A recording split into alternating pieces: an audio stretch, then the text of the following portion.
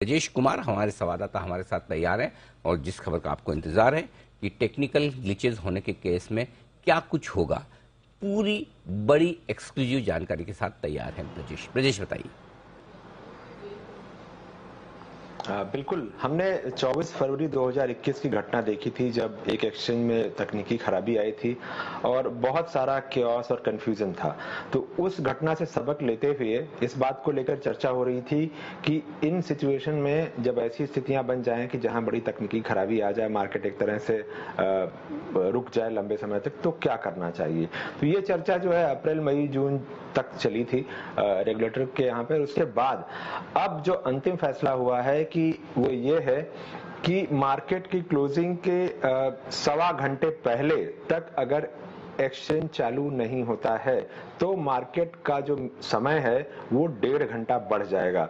अब मार्केट की normal closing होती है 3:30 बजे और उसके सवा घंटे पहले मतलब 2:15 बजे तक अगर खामी रहती है तो मार्केट का टाइम 1.5 घंटा बढ़ जाएगा, यानी 3:30 बजे के बदले 5 बजे की क्लोजिंग होगी।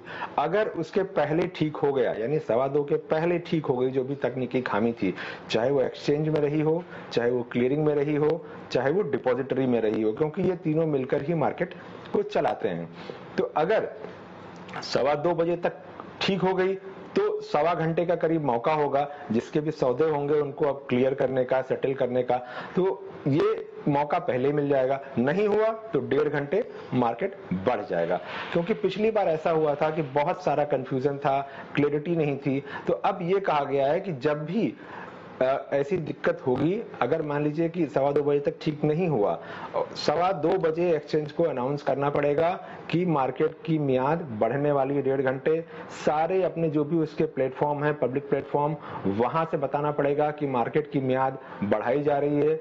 जो भी इन्वेस्टर है या ट्रेडर है उनको घबराने की जरूरत नहीं है, ताकि जो डर पैदा हो गया था, जिस तरह से पिछली बार बहुत सारे लोगों को नुकसान हुआ था, उस नुकसान से बचा जा सके।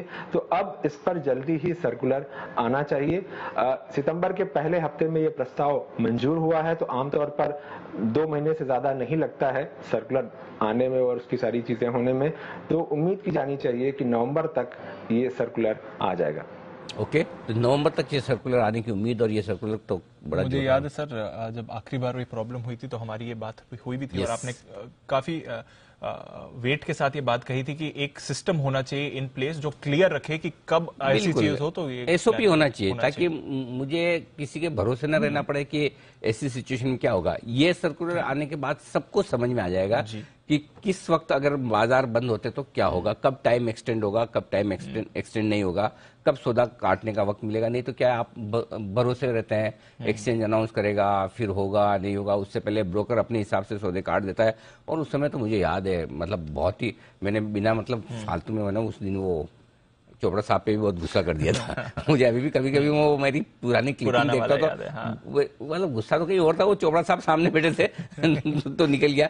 तो पॉइंट यही है कि अगर आपको पता है कि कब मार्केट में टेक्निकल ग्लिच आई और कब आई और उसके हिसाब से क्या टाइम टेबल होंगे, बस सीधी सीधी बात है। 2:15 बजे तक मार्केट नहीं खुले तो खुलने एक्सटेंड रहेंगे 5 बजे तक, अब सबको पता है।